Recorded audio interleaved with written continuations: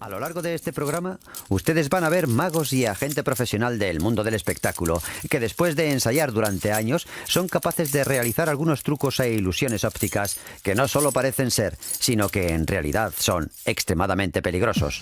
Por favor, no intenten realizar estos trucos en casa. En nuestra era tecnológica, los platós de las televisiones son el escenario utilizado por los magos que quieren comunicarse con el público. El dominio de este medio es una habilidad más que han de incluir en su repertorio siempre cambiante. Después de todo, los magos son las únicas personas a las que se les permite engañar legítimamente, y para poderlo hacer tienen que dominar forzosamente muchas artes. Aprovecharse de la ignorancia del público y aplicarla al mundo secreto de la ilusión es algo que han estado haciendo desde hace siglos.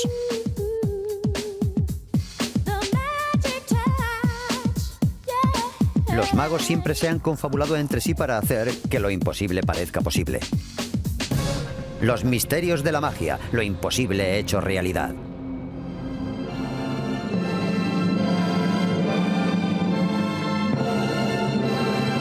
A lo largo de la historia de la magia, muchos principios científicos han sido explotados por los pioneros de la magia para entretener y confundir a su público.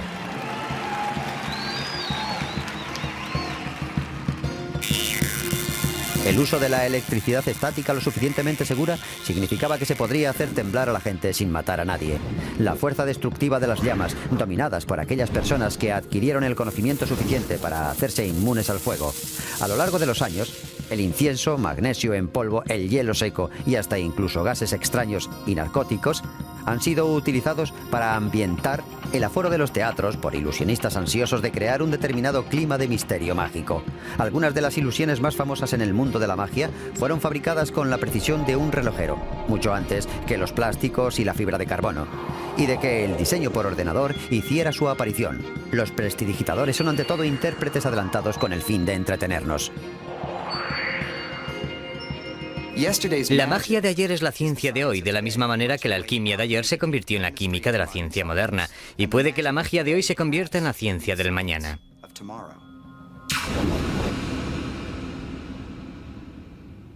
Los magos siempre han intentado incorporar los últimos avances de conocimiento científico a sus shows. Esto abarca naturalmente cualquier cosa, desde el uso temprano de la electricidad, del electromagnetismo, la radio y hasta la microelectrónica de hoy en día.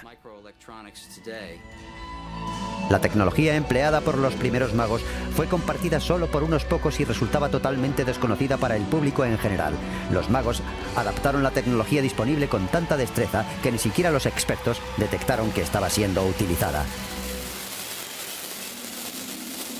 La magia siempre ha contado con la necesidad del público de sentir confusión y hasta miedo, y a menudo, para conseguir este fin, los magos han empleado la óptica para crear ilusiones ópticas escalofriantes. Algunas de las ilusiones más efectivas corroboran el refrán que dice: todo se hace utilizando humo y espejos. El conocimiento de los principios ópticos ha resultado ser tremendamente valioso a los magos. Se comenzó a utilizar la linterna mágica a escondidas hacia finales del siglo XVIII. Inventada un siglo antes, la linterna mágica fue la precursora del moderno proyector de diapositivas. Con la llama vacilante de su lámpara de parafina y el humo procedente de su chimenea, la luz de la lámpara proyectaba diapositivas de cristal pintadas a mano, proporcionando una forma de entretenimiento inofensiva en los salones de la época. En el fondo, el espectáculo de fantasmagoría no era más que un simple espectáculo multimedia de fantasmas que fue presentado en Europa por primera vez hacia principios de los años 1790. Inicialmente fue presentado en Viena y Berlín, para luego materializarse en París al mismo tiempo que la Revolución Francesa.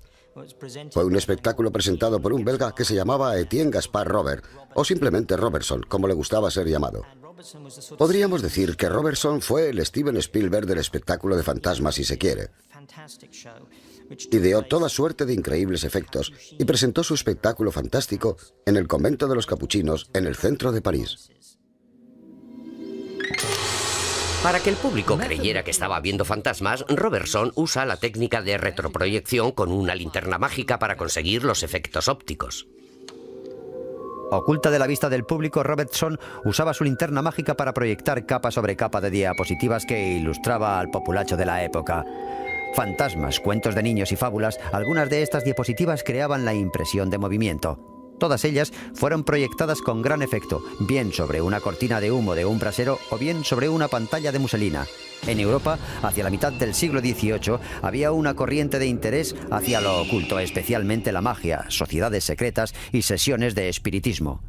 Un alemán, el fracasado dueño de una cafetería, descubrió la perfecta manera de poder combinar sus conocimientos de magia con algunos efectos para entretener y aterrorizar al foro de un teatro. Johann Schröfer comenzó a organizar sesiones de espiritismo en su sala de billares en la ciudad de Leipzig. Muy pronto se dio cuenta de cómo engañar a sus clientes, haciéndoles creer que tenía el poder de comunicarse con sus parientes muertos y hacer aparecer a sus espíritus. Tomando como suyas unas técnicas utilizadas por los antiguos sacerdotes para hacer sus acólitos más susceptibles a cualquier sugerencia, Schröfer primero insistía en que todas las personas que iban a participar en sus reuniones de espiritismo ayunaran totalmente durante las 24 horas previas a la reunión. Luego confundía aún más sus sentidos ya debilitados, empleando bebidas narcóticas y quemando incienso. Los bruscos cambios en la iluminación provocaban la constante dilatación de las pupilas de los ojos de los allí reunidos, haciendo totalmente imposible una visión normal. Los cambios de temperatura y unos fuertes golpes de sonido magnificaban aún más el ambiente ya de por sí cargado. Schröfer solía decir frases inconesas relacionadas con lo oculto. Usaba jeroglíficos y murmuraba hechizos para tejer su dominio sobre el grupo desorientado de participantes. Oculta en la oscuridad, ponía una linterna mágica lista para proyectar una imagen vagamente parecida a cualquier ser querido fallecido. Mientras esperaban de pie dentro del círculo mágico, los participantes sentían un hormigueo en las plantas de sus pies. La participación en sí resultaba una experiencia multisensorial. Quiero decir que una sensación sucedía a la otra muy rápidamente. Era una experiencia óptica, acústica, táctil y muy, pero muy terriblemente extraña. Mientras esperaban de pie, escuchando en la penumbra, los participantes imaginaban que oían voces extrañas, estrepitosos e impresionantes truenos, mientras veían rayos de luz intermitentes. Y entonces, de repente, se apagaban todas las luces. Allí estaban en la espesa oscuridad con la única luz de un pequeño brasero en un rincón de la habitación. Una columna de incienso ascendía del brasero y allí, en el centro de la espiral de humo, veían una aparición que ellos pensaban que pertenecía a uno de sus queridos parientes muertos. A veces, algunos de entre el público estaban tan asustados que abandonaban la sala súbitamente, gritando que habían visto un fantasma. En realidad, Schröfer no hacía más que utilizar toda suerte de trucos como narcóticos y hasta pequeñas descargas eléctricas que eran lo que realmente producían el hormigueo en la planta de los pies de los allí presentes. De hecho, se podía clasificar la puesta en escena como una experiencia psicológica, una mezcla de privación sensorial, la autosugestión y la aparente realización de hechizos extraños. A pesar del éxito popular de los espectáculos de fantasmagoría, quedaron totalmente superados por un avance de la tecnología en 1862. Era la ilusión óptica más famosa de todos los tiempos, el fantasma de Piper. El doctor John Henry Piper, un catedrático de química, copió el invento de un ingeniero de Liverpool y lo perfeccionó. Se estrenó el espectáculo en Londres en el año 1862 y causó una sensación inmediata. Originalmente concebido para su uso en el teatro como una forma de proporcionar manifestaciones de espíritus en pleno escenario, los magos se dieron cuenta enseguida de sus posibilidades para crear toda una serie de nuevas ilusiones. En la regla de Piper sucede lo mismo que cuando miras por una ventana de noche desde una habitación bien iluminada. Tu imagen se encuentra a la misma distancia de la ventana que entre tú y la ventana. Una espectacular aplicación mágica de este sencillo principio óptico asombró a los habitantes de París en el cabaret de Neón o Taberna de los Muertos en los años 90 del siglo pasado. Los espectadores del establecimiento fueron recibidos por el propietario vestido con el hábito de un monje con la capucha puesta, tapándole la cara. Les ofrecía copas de estricnina, cólera o pestilencia, que no eran más que cerveza, vermú o absenta. Después de ingerir su veneno, los presentes eran invitados a seguir al propietario a través de túneles subterráneos hasta la sala de desintegración. Bienvenidos, viajeros fatigados, al reino de la muerte.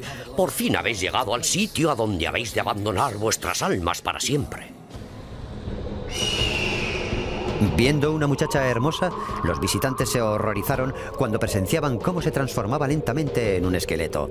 Lo que no veían era la plancha oculta de cristal grueso y el esqueleto de tamaño real colocado en ángulo sobre la chica. Tampoco se dieron cuenta del cambio de la iluminación mientras un oculto cañón de luz enfocaba al esqueleto.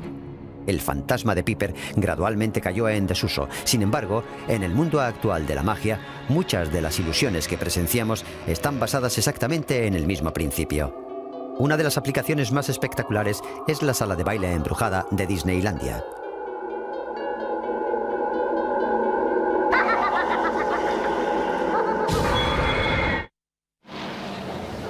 Parece que el escenario está completamente vacío, salvo 3 enormes planchas de grueso cristal. Pero resulta que no son 3 planchas de cristal. La que está en medio es un espejo. Esto no es más que un reflejo. ¿Has oído la expresión "todo se hace con espejos"? Bueno, en este caso en concreto, realmente es así. Estamos aquí detrás. Lo que hay que hacer para conseguir que alguien te preste un poco de atención.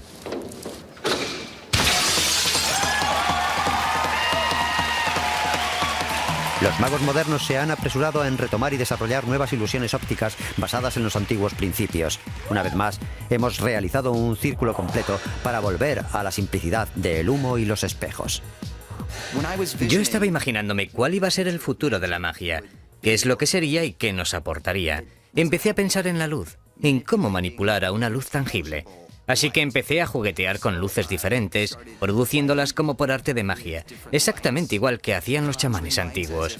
Luego pensé, seguramente un chamán en el futuro producirá fuego por arte de magia y luego lo transformará en luz. Me imaginaba una especie de evolución desde aquellas primeras hogueras mágicas de las antiguas tribus hasta los años luz en un futuro lejano.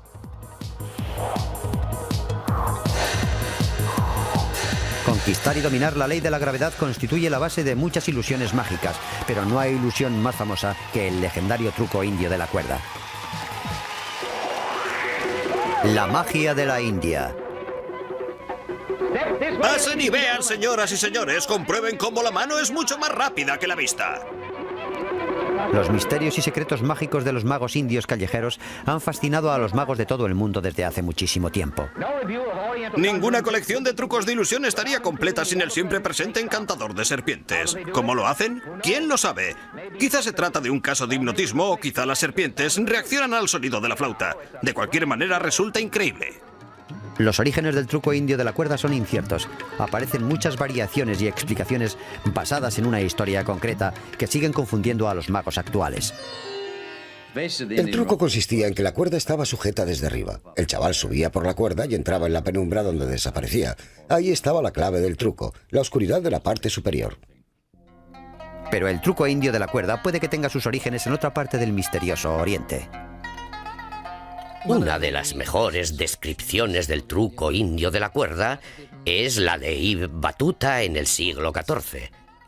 Por lo visto, lo vio en China, pero no creo que podamos decir que fuera un testigo muy fiable, puesto que cuenta que cada vez que presenciaba la magia estaba a punto de desmayarse. Por tanto, creo que podemos decir que su relato, como otros tantos, está mermado por su imaginación. La razón por la que la gente siempre ha pensado que procedía de la India puede tener su explicación en otro cuento, también bastante imaginativo, que data del principio del siglo XVII. Era la época de los grandes magos en las cortes del gran emperador mogol Jehangir. El concepto de poder ascender hasta el cielo es común en muchas religiones. Está implícito que la cuerda es el enlace entre 2 planos de existencia. Así que izarse por la cuerda representaba pasar de un plano de existencia a un nivel más elevado, a un plano superior de existencia. Sospecho que la ilusión trata de esto. Es la explicación del por qué este truco ha perdurado durante tanto tiempo, porque nos habla de nuestros propios deseos de paso de un nivel hacia otro superior. Desde hace mucho tiempo los magos han explotado el truco indio de la cuerda, pero el hecho es que no existe ningún testigo que pueda decir honestamente que lo haya visto realizar ante sus propios ojos.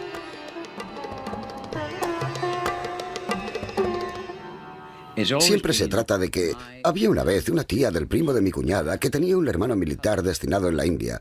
Él fue quien vio el truco indio de la cuerda. ¿Sabes? Nunca he conocido a nadie que haya podido decir que ha visto el truco indio de la cuerda con sus propios ojos. Algunas de las personas que lo han visto dicen que lo que han presenciado fue una versión del truco original en el cual un chico trepaba por una cuerda. Aquí podemos ver a una ilusión de equilibrio muy conocida por todos, en la que un muchacho trepa por un poste para luego quedarse allí arriba. Yo personalmente creo que esta ilusión es el origen del truco, pero que yo sepa, nadie ha visto la versión completa del truco. La única versión auténtica del truco puede realizarse solo si se hace fuera de casa, de noche, en un sitio rodeado por árboles y donde la única iluminación proceda de las llamas chispeantes e inestables de una hoguera. La ejecución depende de las habilidades del muchacho y del poder de persuasión del mago. Si dominas la técnica de la sugestión, puedes hacer que las personas vean, sientan y experimenten cosas que realmente no están sucediendo. Un buen mago es una persona que sabe manejar un programa neurolingüístico a su antojo. También un estado hipnótico inducido puede hacer creíble la experiencia de ver desaparecer un elefante del centro del escenario gracias a las imágenes hábilmente sugeridas por el mago, utilizando su voz y demás efectos sonoros.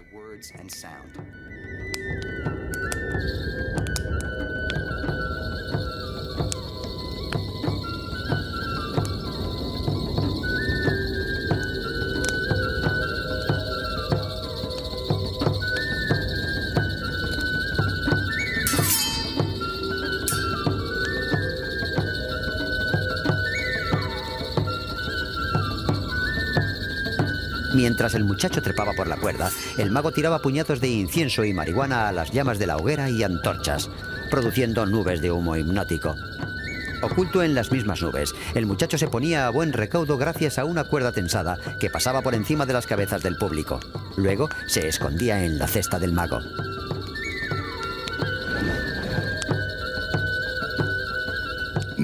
Yo creo que la magia tiene lugar dentro de la cabeza de las personas. Un mago puede hechizar al público involucrándole en su ilusión utilizando una imagen mental o una serie de imágenes que gradualmente se hacen cada vez más y más reales y poderosas para ellos. Los testigos dirían que estaban seguros de que habían presenciado cómo el muchacho había trepado por la cuerda para luego desaparecer por completo. Así que cuando el mago sacaba al muchacho de la cesta, creían que habían sido testigos de lo imposible. Estos cuentos ayudaron a crear el mito del truco indio de la cuerda. Basándome en la investigación de aquellas personas que han estudiado la historia y tradición del truco indio de la cuerda, estoy convencido de que es una mezcla asombrosamente fuerte de leyenda y folclore, que quizá tuvo sus orígenes en las exhibiciones de los faquires y magos callejeros en la India, que realizaban trucos mucho menos ambiciosos que el de hacer desaparecer a un muchacho, pero que hablaban mucho de las leyendas del famoso truco indio de la cuerda. Pero que yo sepa, el truco solamente ha sido llevado a cabo por métodos convencionales de ilusionismo por algunos magos a lo largo del siglo XX.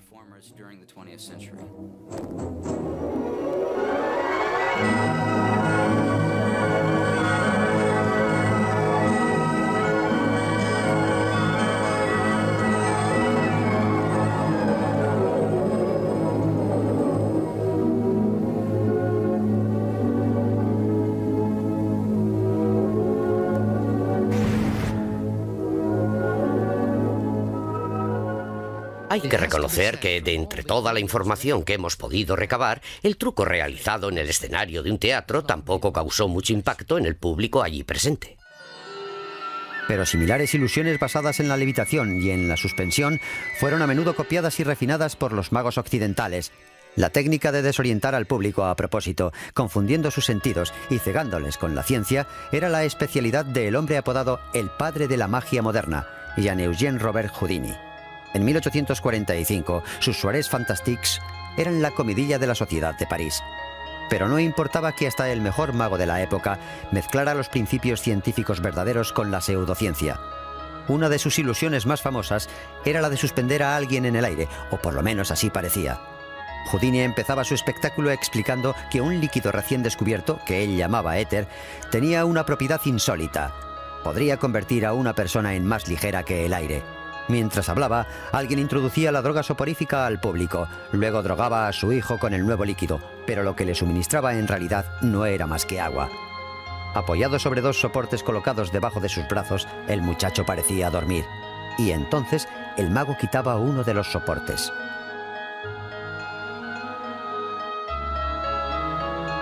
Acto seguido levantaba las piernas de su hijo hasta colocarle en una posición completamente horizontal. Luego le quitaba una de las plataformas de apoyo. Ahora parecía que el muchacho estaba suspendido en el aire, desafiando la ley de la gravedad. El mago siempre concluía el espectáculo con este número y la cortina siempre bajaba entre los aplausos enfervorecidos del público. Houdini había descubierto que si presentas a la ciencia con un argumento plausible y una interpretación conveniente, puedes manipular al público para que crea casi cualquier cosa. Pero aparte de ser el padre de la magia moderna, Robert Houdini también era relojero. Un inventor prolífico, que no solamente diseñaba relojes pequeños y grandes, sino que investigaba la aplicación de la electricidad y el electromagnetismo en relojes y otros artefactos, incluidos los instrumentos científicos. Uno de sus descubrimientos, por el que fue recompensado con un premio, fue la invención de lo que él llamaba el reloj misterioso. El reloj misterioso es un reloj cuya cara es completamente transparente. Sin embargo, un observador podía ver funcionar las manecillas y la cara del reloj sin que hubiera ninguna conexión evidente entre las manecillas que marcaban la hora y cualquier mecanismo de relojería. Tampoco estaba a la vista ningún mecanismo que pudiera estar conectado a ellas, ni que estuviera escondido dentro de la caja del reloj. Pero en realidad el mecanismo que hacía funcionar el misterioso reloj estaba oculto en la base. Una barra metálica transfería el movimiento a un bisel circular a la base de la columna de cristal que estaba, en realidad, formada por dos tubos de cristal, uno dentro del otro. El tubo interior transfería el movimiento del mecanismo hasta la cara del reloj, mientras quedaba completamente escondido por la refracción de la luz. La reputación de Houdini se debe a su ingeniosa aplicación de la mecánica para crear complejas ilusiones ópticas. Diseñadores modernos de ilusiones ópticas mantienen vivo su legado hasta nuestros días.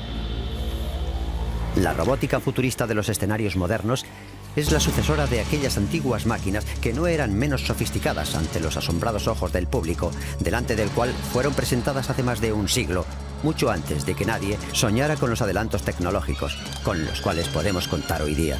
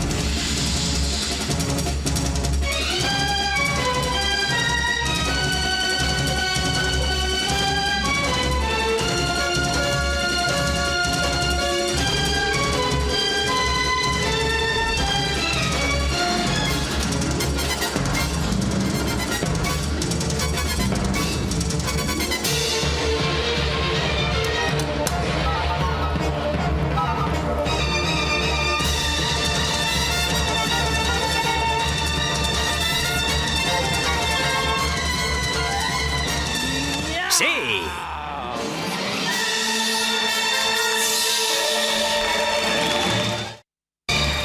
Allá por el año 1849, la obra maestra de la magia mecánica de Houdini fue un muñeco que medía algo menos de 1 metro de alto. El nombre del muñeco era Antonio Diavolo.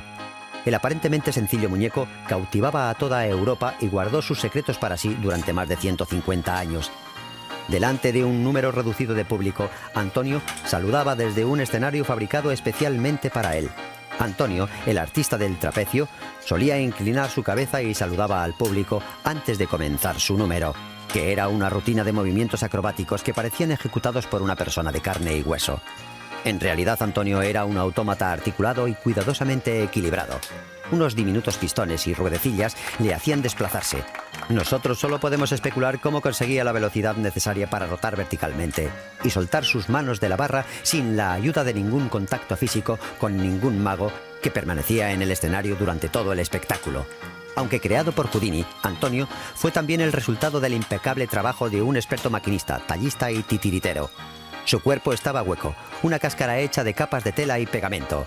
Sus manos y piernas estaban hechas de madera cuidadosamente tallada y su cabeza había sido laboriosamente construida de cartón piedra.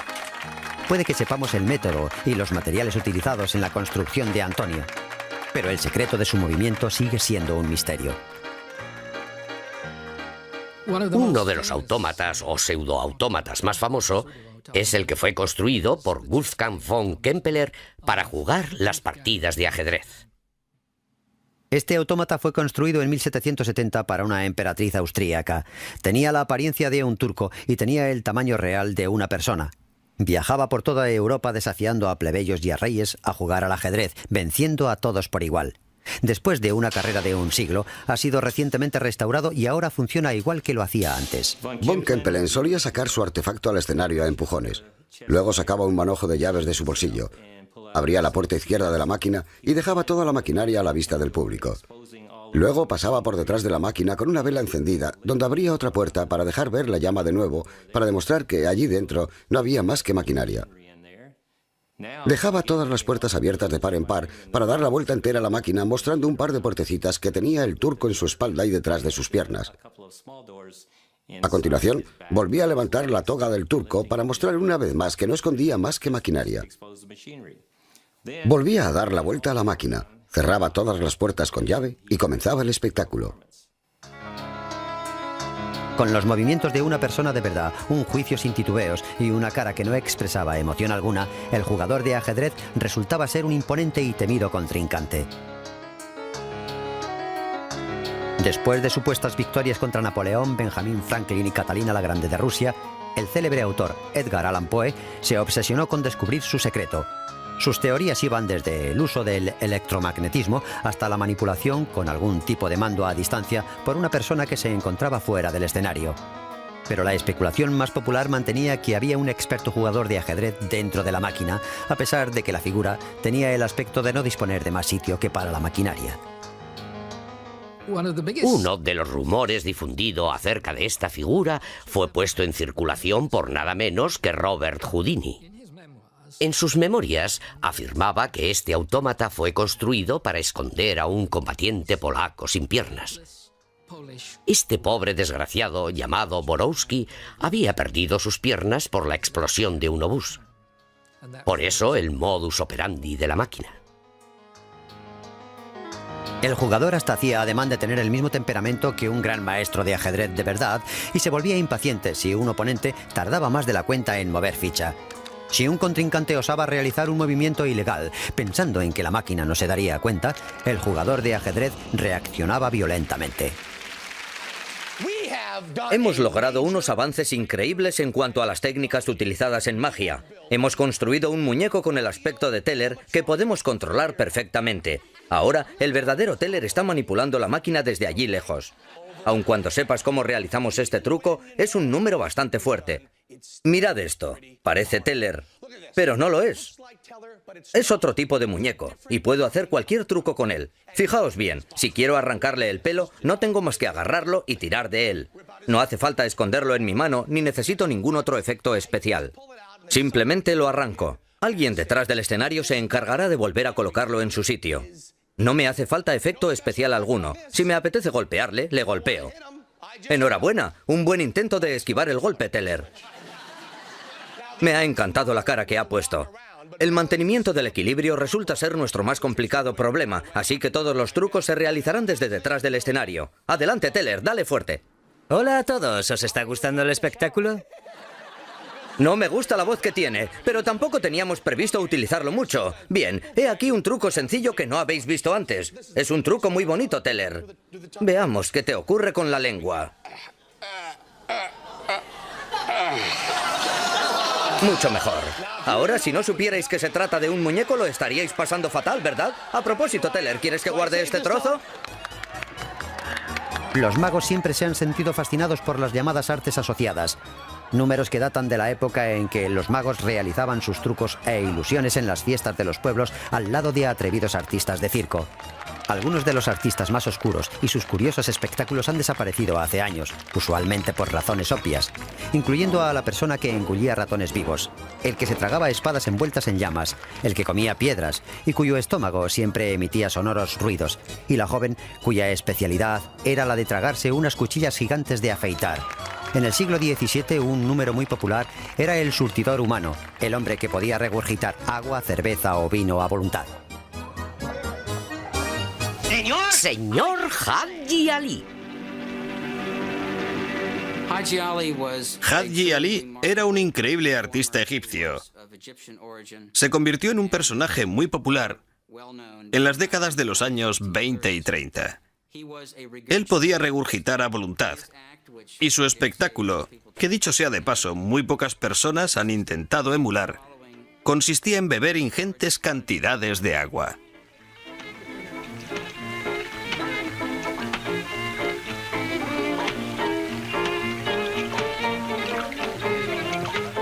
Gracias al grado increíble de dominio de los músculos abdominales, podía lanzar una columna del agua que acababa de beber a una distancia considerable.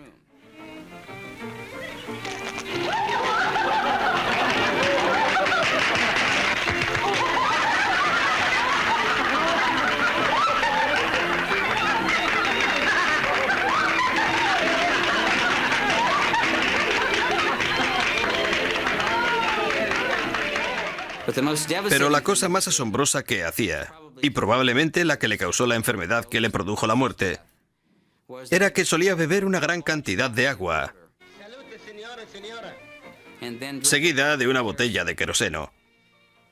Dentro de su estómago el queroseno flotaba encima del agua. Entonces primero regurgitaba el queroseno sobre lo que parecía una pequeña tea encendida. Lógicamente, al entrar la llama en contacto con el queroseno, se producía una gran deflagración.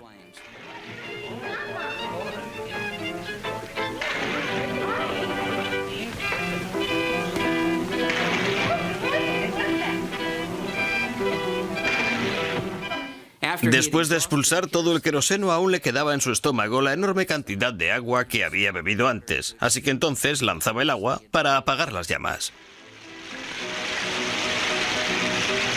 Su temprana muerte debida a un ataque al corazón y a una bronquitis recalca los peligros asociados con algunas de las artes asociadas.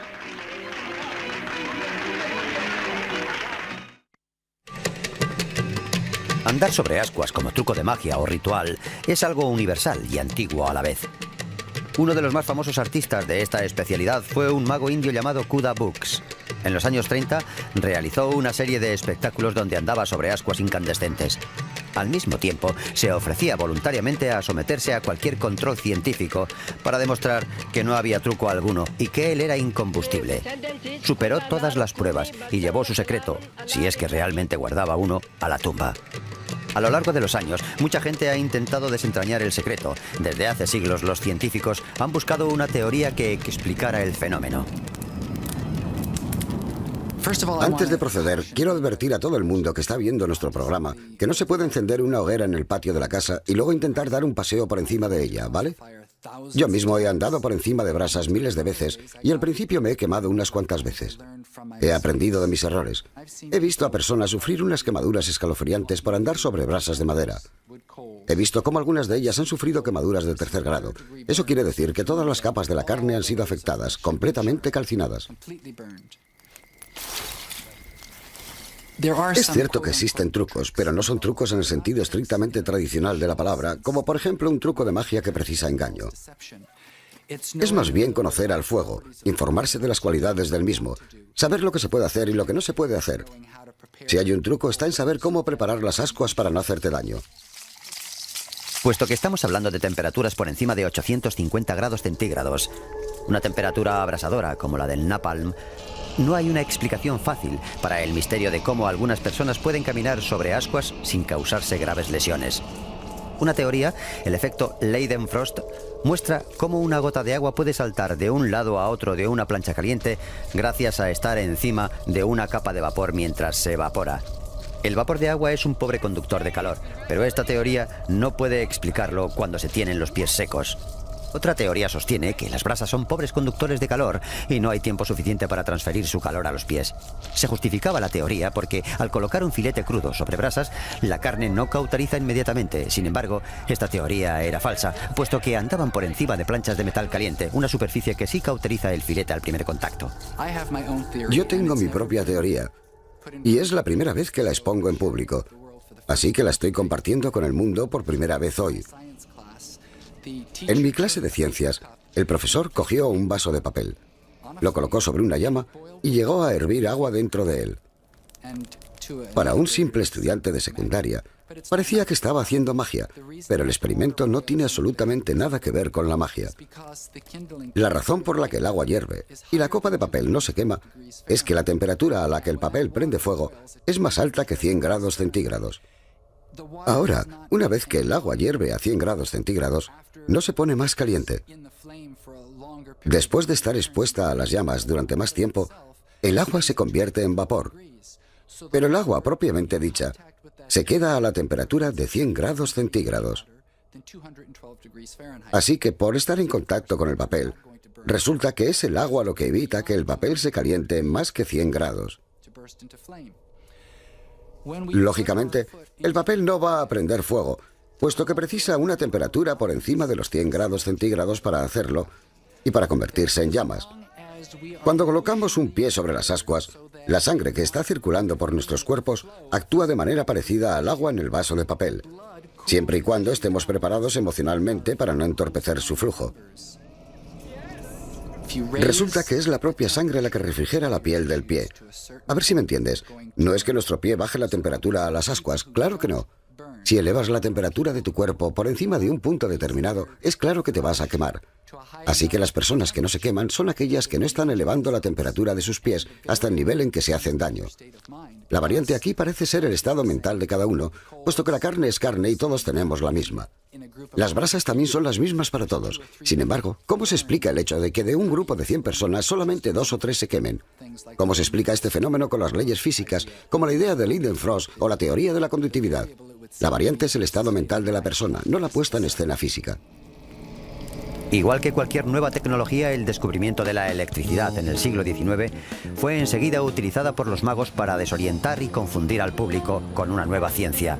Hoy día, el neón parpadeante de Las Vegas nos recuerda que el primer prestidigitador que vio su nombre escrito en luces era Henry Robin, el rival mortífero de Houdini. Robin abrió su propio teatro en París en 1862, un teatro dedicado a la ciencia, a la magia y a la electricidad. En un escenario repleto de los artefactos eléctricos más modernos, como por ejemplo las bobinas Ruhmkorff y los tubos Heisler, Robin presentaba sus espectáculos en teatros llenos de personas ávidas por presenciar los milagros y las maravillas de la era eléctrica. Y si echamos un vistazo a algunos de los pocos tubos Heisler que aún quedan, nos resultaría comprensible entender por qué el público quedaba tan entusiasmado.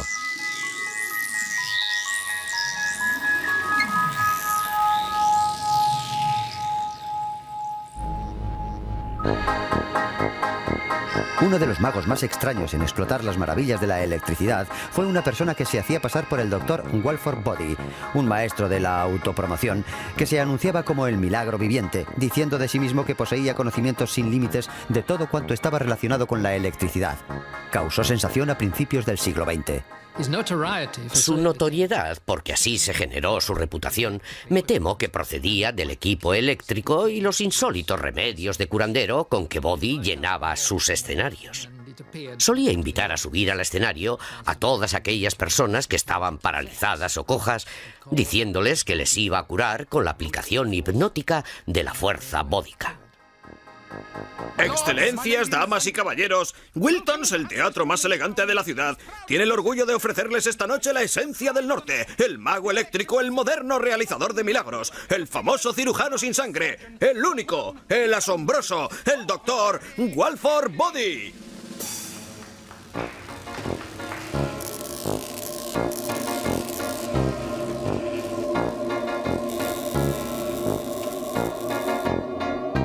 El espectáculo de Body incluía su famosa silla eléctrica, que utilizaba para pasar miles de voltios a través de una persona de entre el público. La gente estaba aterrorizada. Pero lo que no sabían era que aunque la electricidad estática puede dar algún que otro calambre, no representa una amenaza vital.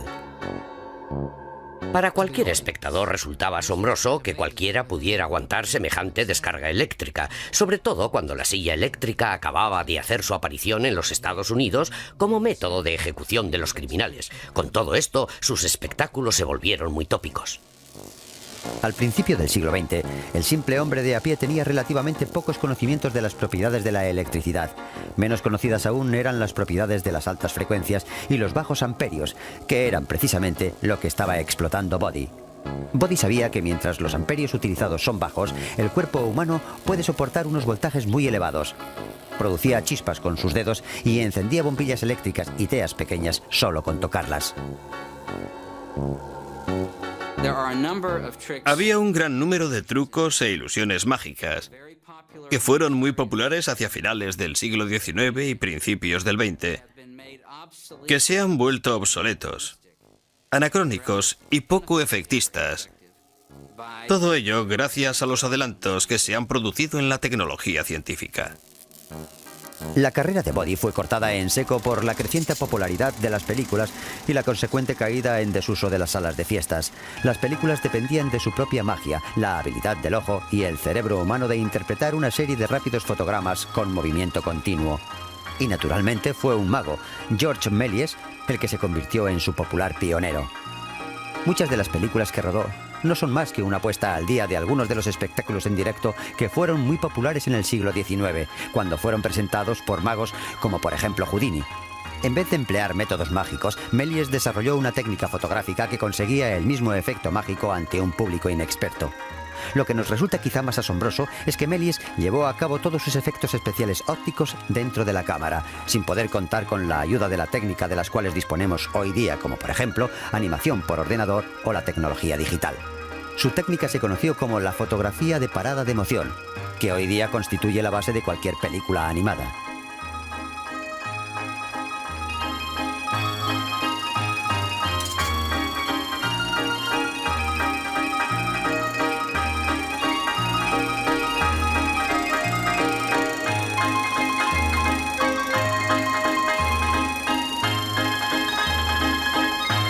La técnica que empleaba Méliès dependía de una cámara fija que él paraba en el momento exacto en el que él quería incorporar algún efecto especial. Entonces, los actores delante de la cámara se congelaban. Se quedaban absolutamente quietos mientras los ayudantes de producción sustituían todo cuanto había que cambiar en la escena. Una vez que todo lo nuevo estaba en su sitio, se volvía a rodar. Cuando se proyectaba la película, el efecto producía la impresión de que había sido filmada en una sola toma. Al final del siglo XX, mientras el cine cedía ante las presiones de la televisión, los magos se enfrentan a la posibilidad de elegir entre tantas tecnologías que les resulta desconcertante. No saben cuál elegir para hechizar al público. Puede que no pase mucho tiempo hasta que aparezca la realidad de la magia virtual y resulta que es el mismo público el que se convierte en mago. En esta época cínica de la información, hay una tendencia entre los jóvenes de creer que toda magia, sea la que se ve encima de los escenarios, sea la de un plató de televisión, es el resultado de los efectos especiales. Sin embargo, mientras tanto, los magos de hoy siguen desconcertándonos y asombrándonos con sus modernas ilusiones ópticas y también los trucos de antaño que necesitaban humo y espejos. Los magos siempre harán que lo imposible nos parezca posible.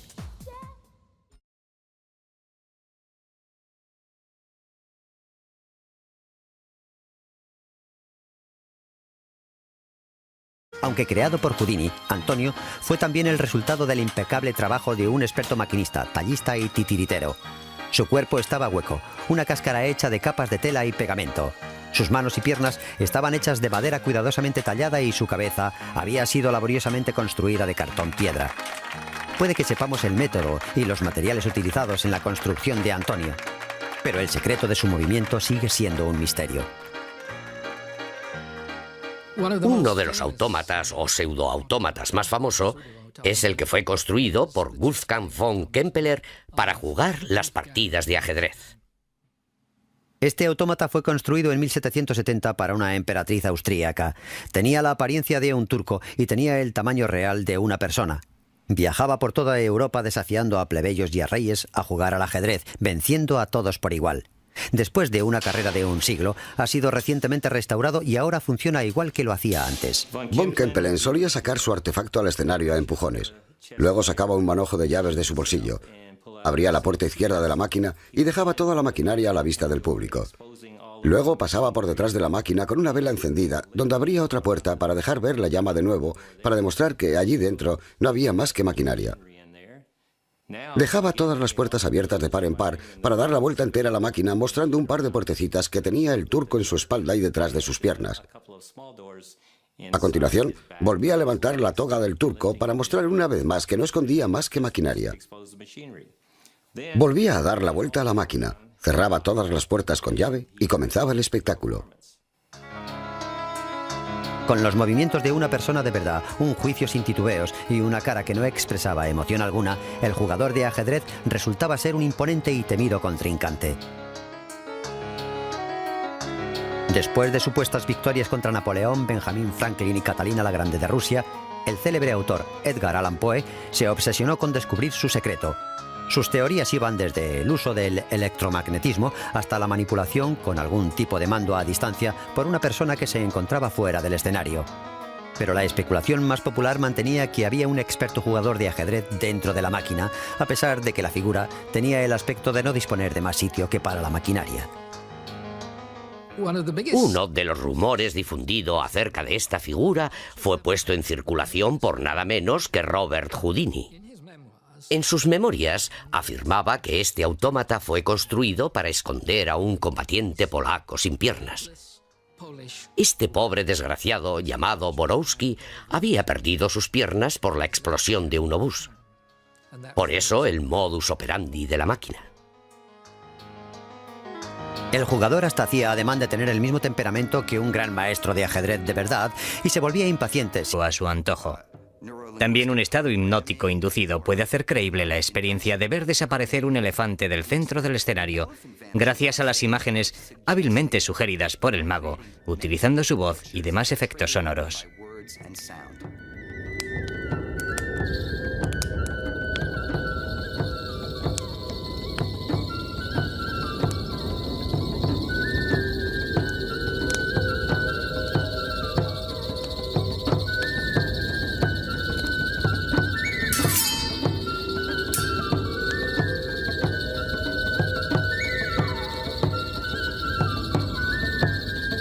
Mientras el muchacho trepaba por la cuerda, el mago tiraba puñados de incienso y marihuana a las llamas de la hoguera y antorchas, produciendo nubes de humo hipnótico. Oculto en las mismas nubes, el muchacho se ponía a buen recaudo gracias a una cuerda tensada que pasaba por encima de las cabezas del público. Luego se escondía en la cesta del mago.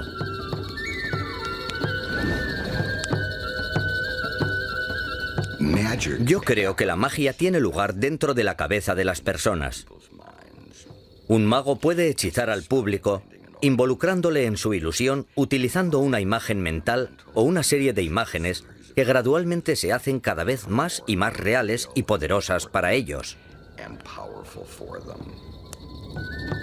Los testigos dirían que estaban seguros de que habían presenciado cómo el muchacho había trepado por la cuerda para luego desaparecer por completo. Así que cuando el mago sacaba al muchacho de la cesta, creían que habían sido testigos de lo imposible.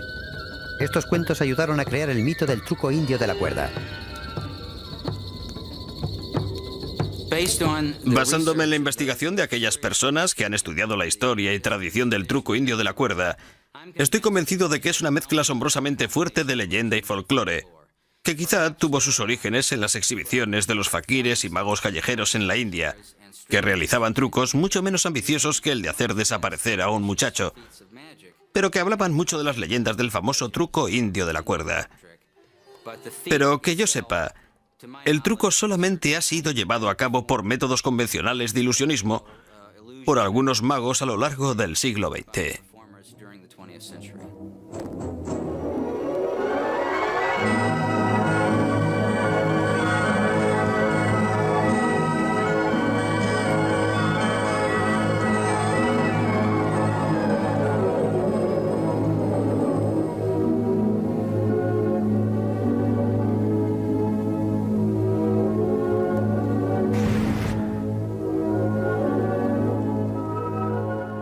Hay que reconocer que, de entre toda la información que hemos podido recabar, el truco realizado en el escenario de un teatro tampoco causó mucho impacto en el público allí presente.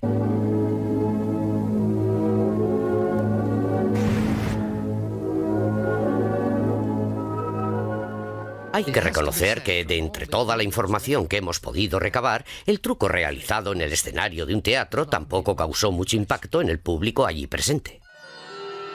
Pero similares ilusiones basadas en la levitación y en la suspensión fueron a menudo copiadas y refinadas por los magos occidentales.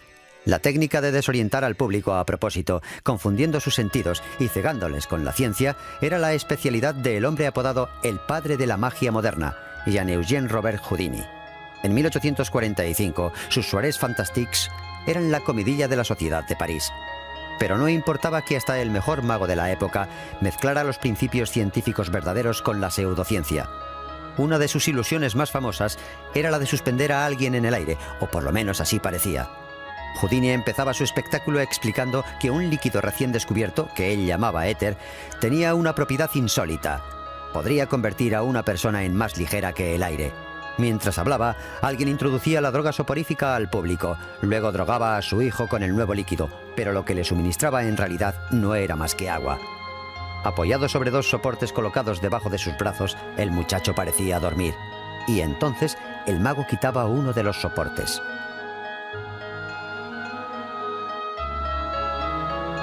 Acto seguido levantaba las piernas de su hijo hasta colocarle en una posición completamente horizontal. Luego le quitaba una de las plataformas de apoyo. Ahora parecía que el muchacho estaba suspendido en el aire, desafiando la ley de la gravedad. El mago siempre concluía el espectáculo con este número y la cortina siempre bajaba entre los aplausos enfervorecidos del público. Houdini había descubierto que si presentas a la ciencia con un argumento plausible y una interpretación conveniente, puedes manipular al público para que crea casi cualquier cosa. Pero aparte de ser el padre de la magia moderna, Robert Houdini también era relojero. Un inventor prolífico, que no solamente diseñaba relojes pequeños y grandes, sino que investigaba la aplicación de la electricidad y el electromagnetismo en relojes y otros artefactos, incluidos los instrumentos científicos. Uno de sus descubrimientos, por el que fue recompensado con un premio, fue la invención de lo que él llamaba el reloj misterioso. El reloj misterioso es un reloj cuya cara es completamente transparente. Sin embargo, un observador podía ver funcionar las manecillas y la cara del reloj sin que hubiera ninguna conexión evidente entre las manecillas que marcaban la hora y cualquier mecanismo de relojería. Tampoco estaba a la vista ningún mecanismo que pudiera estar conectado a ellas, ni que estuviera escondido dentro de la caja del reloj. Pero en realidad el mecanismo que hacía funcionar el misterioso reloj estaba oculto en la base. Una barra metálica transfería el explosión de un obús. Por eso el modus operandi de la máquina. El jugador hasta hacía ademán de tener el mismo temperamento que un gran maestro de ajedrez de verdad y se volvía impaciente si un oponente tardaba más de la cuenta en mover ficha. Si un contrincante osaba realizar un movimiento ilegal, pensando en que la máquina no se daría cuenta, el jugador de ajedrez reaccionaba violentamente. Hemos logrado unos avances increíbles en cuanto a las técnicas utilizadas en magia. Hemos construido un muñeco con el aspecto de Teller que podemos controlar perfectamente. Ahora, el verdadero Teller está manipulando la máquina desde allí lejos. Aun cuando sepas cómo realizamos este truco, es un número bastante fuerte. Mirad esto. Parece Teller, pero no lo es. Es otro tipo de muñeco, y puedo hacer cualquier truco con él. Fijaos bien, si quiero arrancarle el pelo, no tengo más que agarrarlo y tirar de él. No hace falta esconderlo en mi mano, ni necesito ningún otro efecto especial. Simplemente lo arranco. Alguien detrás del escenario se encargará de volver a colocarlo en su sitio. No me hace falta efecto especial alguno. Si me apetece golpearle, le golpeo. Enhorabuena, un buen intento de esquivar el golpe, Teller. Me ha encantado la cara que ha puesto. El mantenimiento del equilibrio resulta ser nuestro más complicado problema, así que todos los trucos se realizarán desde detrás del escenario. Adelante, Teller, dale fuerte. Hola a todos, ¿os está gustando el espectáculo? No me gusta la voz que tiene, pero tampoco teníamos previsto utilizarlo mucho. Bien, he aquí un truco sencillo que no habéis visto antes. Es un truco muy bonito, Teller. Veamos qué te ocurre con la lengua. Mucho mejor. Ahora, si no supierais que se trata de un muñeco, lo estaríais pasando fatal, ¿verdad? A propósito, Teller, ¿quieres que guarde este trozo? Los magos siempre se han sentido fascinados por las llamadas artes asociadas, números que datan de la época en que los magos realizaban sus trucos e ilusiones en las fiestas de los pueblos al lado de atrevidos artistas de circo. Algunos de los artistas más oscuros y sus curiosos espectáculos han desaparecido hace años, usualmente por razones obvias, incluyendo a la persona que engullía ratones vivos, el que se tragaba espadas envueltas en llamas, el que comía piedras y cuyo estómago siempre emitía sonoros ruidos, y la joven cuya especialidad era la de tragarse unas cuchillas gigantes de afeitar.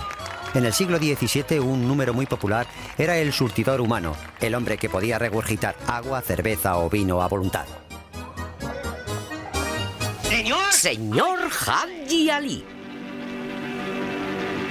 Hadji Ali era un increíble artista egipcio. Se convirtió en un personaje muy popular en las décadas de los años 20 y 30.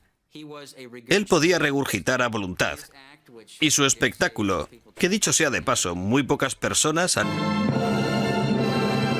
A lo largo de la historia de la magia, muchos principios científicos han sido explotados por los pioneros de la magia para entretener y confundir a su público.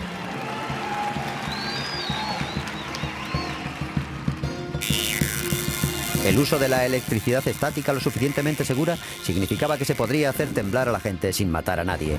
La fuerza destructiva de las llamas, dominadas por aquellas personas que adquirieron el conocimiento suficiente para hacerse inmunes al fuego.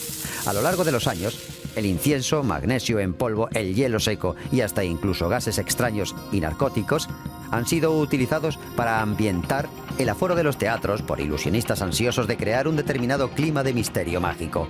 Algunas de las ilusiones más famosas en el mundo de la magia fueron fabricadas con la precisión de un relojero, mucho antes que los plásticos y la fibra de carbono, y de que el diseño por ordenador hiciera su aparición. Los prestidigitadores son ante todo intérpretes adelantados con el fin de entretenernos. La magia de ayer es la ciencia de hoy, de la misma manera que la alquimia de ayer se convirtió en la química de la ciencia moderna, y puede que la magia de hoy se convierta en la ciencia del mañana.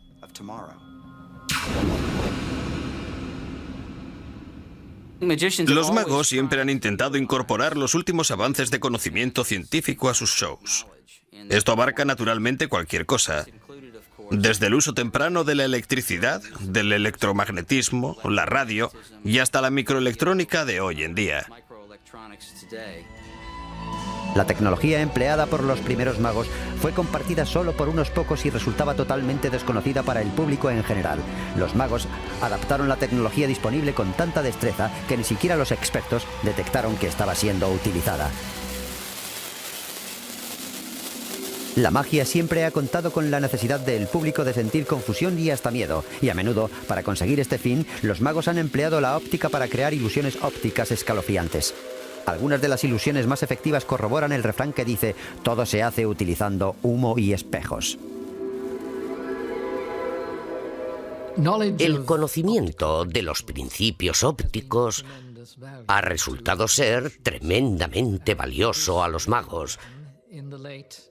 Se comenzó a utilizar la linterna mágica a escondidas hacia finales del siglo XVIII. Inventada un siglo antes, la linterna mágica fue la precursora del moderno proyector de diapositivas. Con la llama vacilante de su lámpara de parafina y el humo procedente de su chimenea, la luz de la lámpara proyectaba diapositivas de cristal pintadas a mano, proporcionando una forma de entretenimiento inofensiva en los salones de la época. En el fondo, el espectáculo de fantasmagoría no era más que un simple espectáculo multimedia de fantasmas que fue presentado en Europa por primera vez hacia principios de los años... A pesar del éxito popular de los espectáculos de fantasmagoría, quedaron totalmente superados por un avance de la tecnología en 1862. Era la ilusión óptica más famosa de todos los tiempos, el fantasma de Piper. El doctor John Henry Piper, un catedrático de química, copió el invento de un ingeniero de Liverpool y lo perfeccionó. Se estrenó el espectáculo en Londres en el año 1862 y causó una sensación inmediata. Originalmente concebido para su uso en el teatro como una forma de proporcionar manifestaciones de espíritus en pleno escenario, los magos se dieron cuenta enseguida de sus posibilidades para crear toda una serie de nuevas ilusiones. En la regla de Piper sucede lo mismo que cuando miras por una ventana de noche desde una habitación bien iluminada. Tu imagen se encuentra a la misma distancia de la ventana que entre tú y la ventana. Una espectacular aplicación mágica de este sencillo principio óptico asombró a los habitantes de París en el Cabaret de Neón o Taberna de los Muertos en los años 90 del siglo pasado. Los espectadores del establecimiento fueron recibidos por el propietario vestido con el hábito de un monje con la capucha puesta, tapándole la cara. Les ofrecía copas de estricnina, cólera o pestilencia, que no eran más que cerveza, vermú o absenta.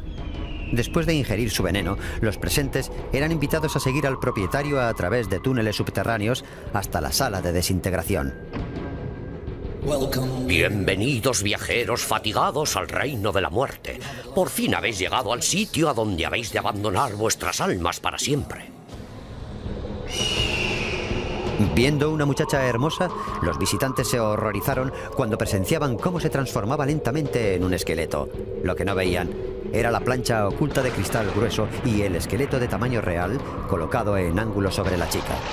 Tampoco se dieron cuenta del cambio de la iluminación mientras un oculto cañón de luz enfocaba al esqueleto. El fantasma de Piper gradualmente cayó en desuso. Sin embargo, en el mundo actual de la magia, muchas de las ilusiones que presenciamos están basadas exactamente en el mismo principio. Una de las aplicaciones más espectaculares es la sala de baile embrujada de Disneylandia.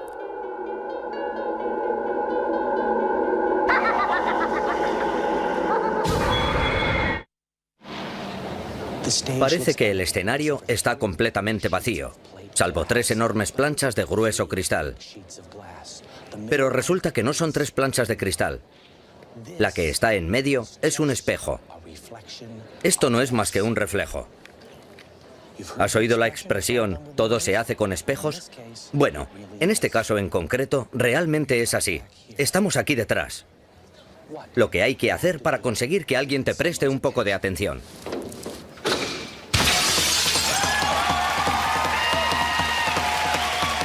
Los magos modernos se han apresurado en retomar y desarrollar nuevas ilusiones. Los magos siempre han intentado incorporar los últimos avances de conocimiento científico a sus shows. Esto abarca naturalmente cualquier cosa, desde el uso temprano de la electricidad, del electromagnetismo, la radio y hasta la microelectrónica de hoy en día. La tecnología empleada por los primeros magos fue compartida solo por unos pocos y resultaba totalmente desconocida para el público en general.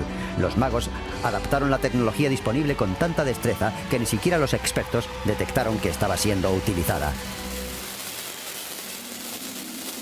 La magia siempre ha contado con la necesidad del público de sentir confusión y hasta miedo, y a menudo, para conseguir este fin, los magos han empleado la óptica para crear ilusiones ópticas escalofriantes. Algunas de las ilusiones más efectivas corroboran el refrán que dice: todo se hace utilizando humo y espejos.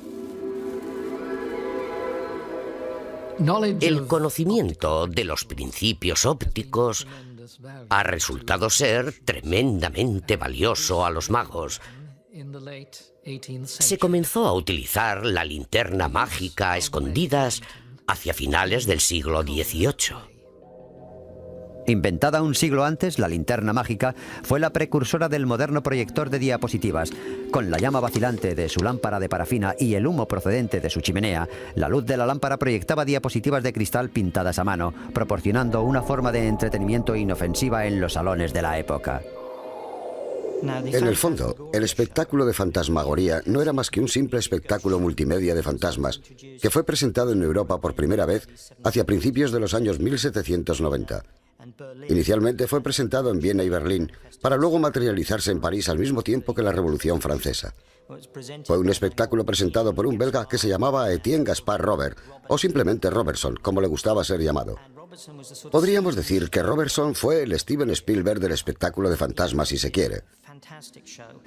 Ideó toda suerte de increíbles efectos y presentó su espectáculo fantástico en el convento de los capuchinos, en el centro de París. Para que el público creyera que estaba viendo fantasmas, Robertson usa la técnica de retroproyección con una linterna mágica para conseguir los efectos ópticos. Oculta de la vista del público, Robertson usaba su linterna mágica para proyectar capa sobre capa de diapositivas que ilustraba al populacho de la época. Fantasmas, cuentos de niños y fábulas, algunas de estas diapositivas creaban la impresión de movimiento. Todas ellas fueron proyectadas con gran efecto, bien sobre una cortina de humo de un brasero o bien sobre una pantalla de muselina. En Europa, hacia la mitad del siglo XVIII, había una corriente de interés hacia lo oculto, especialmente la magia, sociedades secretas y sesiones de espiritismo. Un alemán, el fracasado... Bien era relojero. Un inventor prolífico, que no solamente diseñaba relojes pequeños y grandes, sino que investigaba la aplicación de la electricidad y el electromagnetismo en relojes y otros artefactos, incluidos los instrumentos científicos. Uno de sus descubrimientos, por el que fue recompensado con un premio, fue la invención de lo que él llamaba el reloj misterioso. El reloj misterioso es un reloj cuya cara es completamente transparente. Sin embargo, un observador podía ver funcionar las manecillas y la cara del reloj sin que hubiera ninguna conexión evidente entre las manecillas que marcaban la hora y cualquier mecanismo de relojería. Tampoco estaba a la vista ningún mecanismo que pudiera estar conectado a ellas, ni que estuviera escondido dentro de la caja del reloj. Pero en realidad el mecanismo que hacía funcionar el misterioso reloj estaba oculto en la base.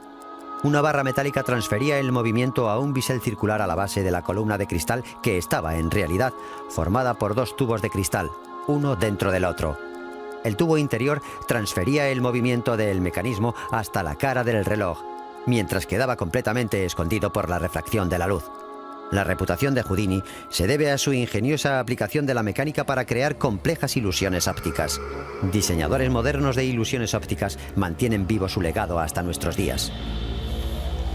La robótica futurista de los escenarios modernos es la sucesora de aquellas antiguas máquinas que no eran menos sofisticadas ante los asombrados ojos del público, delante del cual fueron presentadas hace más de un siglo, mucho antes de que nadie soñara con los adelantos tecnológicos, con los cuales podemos contar hoy día.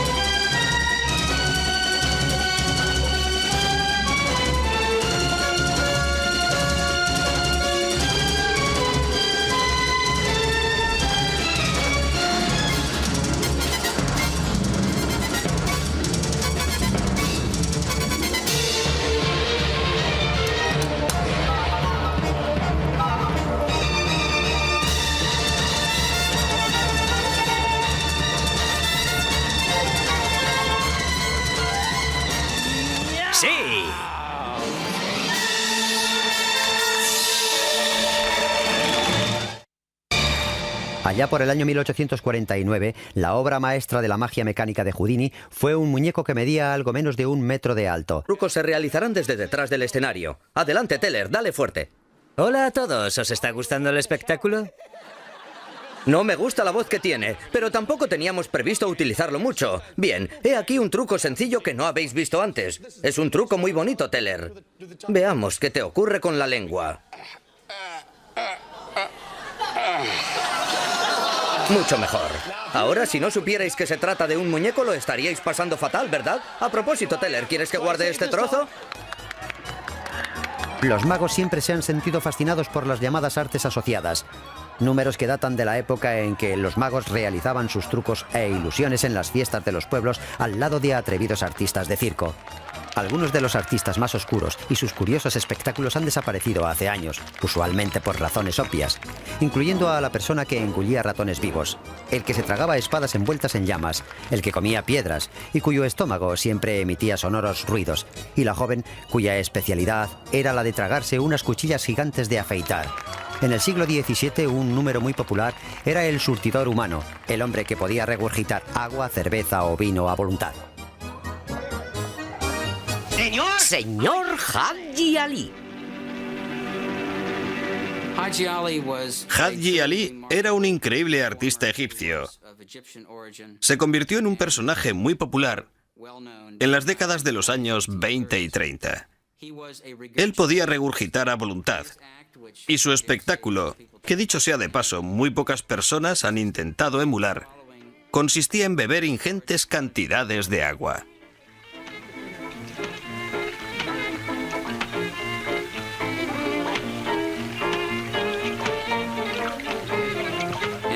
Gracias al grado increíble de dominio de los músculos abdominales, podía lanzar una columna del agua que acababa de beber a una distancia considerable.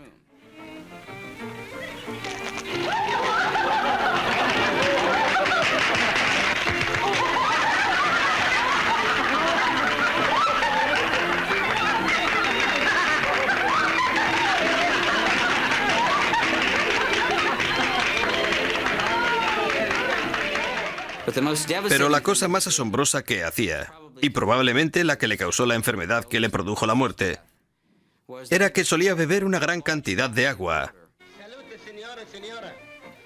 seguida de una botella de queroseno. Dentro de su estómago el queroseno flotaba encima del agua. Entonces primero regurgitaba el queroseno sobre lo que parecía una pequeña tea encendida. Lógicamente, al entrar la llama en contacto con el queroseno, se producía una gran deflagración.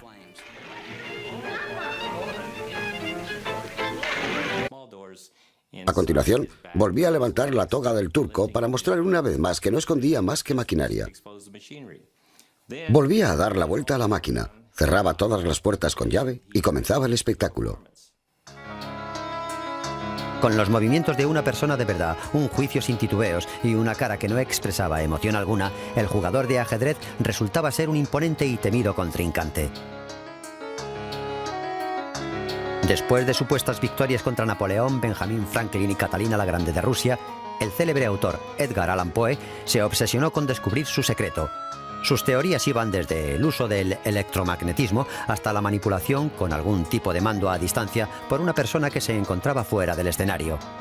Pero la especulación más popular mantenía que había un experto jugador de ajedrez dentro de la máquina, a pesar de que la figura tenía el aspecto de no disponer de más sitio que para la maquinaria. Uno de los rumores difundido acerca de esta figura fue puesto en circulación por nada menos que Robert Houdini. En sus memorias afirmaba que este autómata fue construido para esconder a un combatiente polaco sin piernas. Este pobre desgraciado llamado Borowski había perdido sus piernas por la explosión de un obús. Por eso el modus operandi de la máquina. El jugador hasta hacía ademán de tener el mismo temperamento que un gran maestro de ajedrez de verdad y se volvía impaciente si un oponente tardaba más de la cuenta en mover ficha.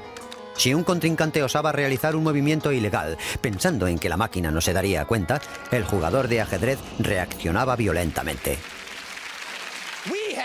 Hemos logrado unos avances increíbles en cuanto a las técnicas utilizadas en magia. Hemos construido un muñeco con el aspecto de Teller que podemos controlar perfectamente. Ahora, el verdadero Teller está manipulando la máquina desde allí lejos.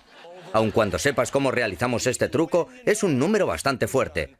Mirad esto. Parece Teller, pero no lo es. Es otro tipo de muñeco, y puedo hacer cualquier truco con él. Fijaos bien, si quiero arrancarle el pelo, no tengo más que agarrarlo y tirar de él. No hace falta esconderlo en mi mano, ni necesito ningún otro efecto especial. Simplemente lo arranco. Alguien detrás del escenario se encargará de volver a colocarlo en su sitio. No me hace falta efecto especial alguno. Si me apetece golpearle, le golpeo. Enhorabuena, un buen intento de esquivar el golpe, Teller. Me ha encantado la cara que ha puesto. El mantenimiento del equilibrio resulta ser nuestro más complicado problema, así que todos los trucos se realizarán desde detrás del escenario. Adelante, Teller, dale fuerte. Hola a todos, ¿os está gustando el espectáculo? No me gusta la voz que tiene, pero tampoco teníamos previsto utilizarlo mucho. Bien, he aquí un truco sencillo que no habéis visto antes. Es un truco muy bonito, Teller. Veamos qué te ocurre con la lengua.